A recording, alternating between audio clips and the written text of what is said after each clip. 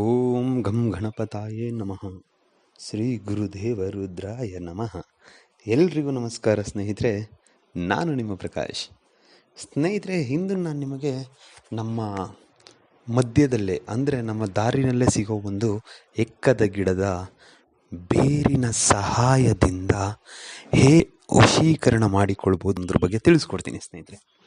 ಅದಕ್ಕೂ ಮುಂಚೆ ನನ್ನ ಚಾನಲ್ನ ಸಬ್ಸ್ಕ್ರೈಬ್ ಮಾಡಿಲ್ಲ ಅಂದರೆ ಸಬ್ಸ್ಕ್ರೈಬ್ ಮಾಡಿ, ಲೈಕ್ ಮಾಡಿ, ಶೇರ್ ಮಾಡಿ, ಹಾಗೆ ಬೆಲ್ ಐಕನ್ ಬಟನ್ ಪ್ರೆಸ್ ಮಾಡೋದನ್ನ ಮರಿಬೇಡಿ ಸ್ನೇಹಿತರೆ. ಏಕೆ ಅಂದರೆ ಮುಂದೆ ನಾನು ಏನು ವೀಡಿಯೋಸ್ ಬಿಡ್ತೀನಿ ಅದೆಲ್ಲರಿಗಿಂತ ಮುಂಚೆ ನಿಮಗೆ ಬಂದು ಸೇರಬೇಕು ಸ್ನೇಹಿತರೆ. ಹಾಗೆ ನಿಮ್ಮ ಫ್ರೆಂಡ್ಸ್ಗೂ ಹೇಳಿ ಶೇರ್ ಮಾಡೋದಕ್ಕೆ. ಬನ್ನಿ ಸ್ನೇಹಿತರೆ, ಅದರ ವಿಧಾನ ಹೇಗೆ ತಿಳ್ಕೊಳ್ಳೋಣ. ಸ್ನೇಹಿತರೆ, ಮೊದಲನೆಯದಾಗಿ ನೀವು ಏನು ಮಾಡಬೇಕು ಅಂತ ಹೇಳಿದರೆ, ಭಾನುವಾರ ದಿನ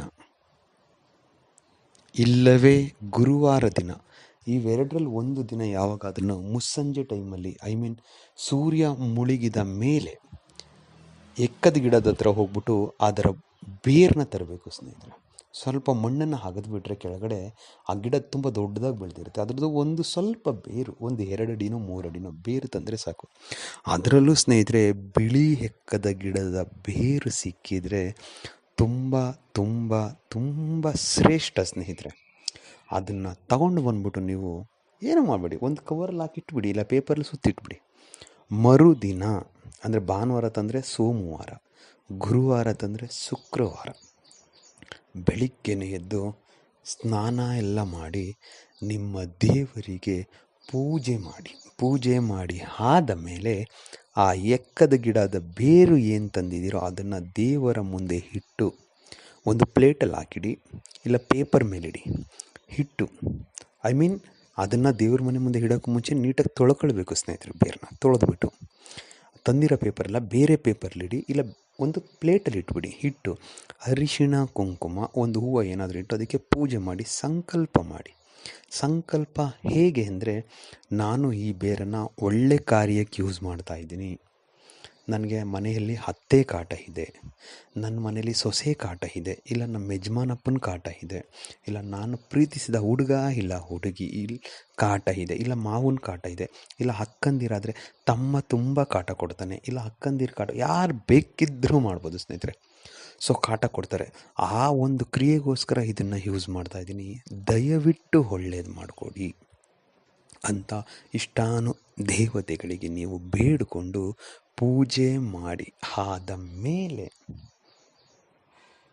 ಉತ್ತರ ದಿಕ್ಕಿಗೆ ಮುಖ ಮಾಡಿ ಕುಳಿತುಕೊಂಡು ನಾನಿವಾಗ ಏನು ಮಂತ್ರ ಹೇಳ್ತೀನೋ ಆ ಮಂತ್ರನ ಸಾಧ್ಯವಾದಷ್ಟು ಎಷ್ಟು ಸಾರಿ ಬೇಕಿದ್ರೂ ಹೇಳಿ. ಇದಕ್ಕೆ ಕೌಂಟ್ ಡೌನ್ ಇಲ್ಲ, ಇದಕ್ಕೆ ಲೆಕ್ಕ ಇಲ್ಲ, ಎಷ್ಟಾದರೂ ಹೇಳಿ ಮಂತ್ರ ಹೇಳಿಬಿಟ್ಟು ಅಲ್ಲಿ ಅಮುಖಿ ಅನ್ನೋ ಪದ ಯೂಸ್ ಮಾಡಿದ್ದೀನಲ್ಲ, ಆ ಪದದ ಜಾಗಕ್ಕೆ ಯಾರು ನಿಮಗೆ ವಶೀಕರಣ ಆಗಬೇಕು, ಯಾರು ನಿಮ್ಮ ಮಾತನ್ನು ಕೇಳಬೇಕು ಅಂತಹವರ ಹೆಸರನ್ನು ತಗೊಳ್ತಾ ಆ ಮಂತ್ರನ ಪಠನೆ ಮಾಡಿಬಿಟ್ಟು ಸ್ನೇಹಿತರೆ, ಆ ಬಿಳಿ ಎಕ್ಕದ ಬೇರು ಏನಿದೆಯೋ ಅದನ್ನು ನೀವು ನಿಮ್ಮ ಪಾಕೆಟಲ್ಲಿ ಇಟ್ಕೊಳ್ಳಿ, ಇಲ್ಲ ನಿಮ್ಮ ಪರ್ಸಲ್ಲಿ ಇಟ್ಕೊಳ್ಳಿ. ಅಷ್ಟೂ ಆಗಿಲ್ಲ ಅಂದರೆ ದೇವರ ಮನೆಯಲ್ಲೇ ಯಾವುದಾದ್ರೂ ಫೋಟೋ ಮುಂಭಾಗ, ಇಲ್ಲ ಮನೆಯವ್ರು ನೋಡ್ತಾರೆ ಅಂದರೆ ಫೋಟೋ ಹಿಂಭಾಗ ಇಡಿ. ಆದರೆ ಮರಿಬೇಡಿ, ಅದನ್ನು ಇಡಬೇಕಿದ್ರೆ ಯಾವುದೇ ಕಾರಣಕ್ಕೂ ನೆಲದ ಮೇಲೆ ಇಡಬೇಡಿ ಸ್ನೇಹಿತರೆ. ಪೇಪರಲ್ಲಿ ಸುತ್ತಿಡಿ, ಇಲ್ಲ ಬಟ್ಟೆನಲ್ಲಿ ಇಡಿ. ಆಮೇಲೆ ನೋಡಿ, ನೀವು ಪ್ರತಿನಿತ್ಯ ಅದಕ್ಕೆ ಪೂಜೆ ಮಾಡ್ತಾ ಬಂದರೆ ಕಾಲಕ್ರಮೇಣ ಅವರು ನಿಮ್ಮ ವಶೀಭೂತರಾಗ್ತಾರೆ ಸ್ನೇಹಿತರೆ. ಬೇಕಿದ್ರೆ ಡೈಲಿ ಪಠನೆ ಮಾಡಿ ಆ ಮಂತ್ರ. ಅದಕ್ಕೆ ಮಂತ್ರ ಹೀಗಿದೆ: ಓಂ ನಮೋ ಕಟು ವಿಕಟ ಘೋರ ರೂಪಿಣಿ ಅಮ್ಮುಖಿ ಮಂ ವಶಂ ಕುರು ಸ್ವಾಹ. ಮಂತ್ರ ಇನ್ನೊಂದು ಸಾರಿ ಹೇಳ್ತೀನಿ ನೋಡಿ ಸ್ನೇಹಿತರೆ. ಓಂ ನಮೋ ಕಟ ವಿಕಟ ಘೋರ ರೂಪಿಣಿ ಅಮ್ಮುಖಿ ಮಂ ವಶಂ ಕುರು ಸ್ವಾಹ. ಅಮ್ಮುಖಿ ಅನ್ನೋ ಜಾಗದಲ್ಲಿ ಯಾರು ಬೇಕಾಗಿದ್ದಾರೆ ಅವ್ರ ಹೆಸರು ಹೇಳಿಬಿಟ್ಟು ಮಾಡಿ, ಖಂಡಿತ ಒಳ್ಳೆಯದಾಗುತ್ತೆ ಸ್ನೇಹಿತರೆ.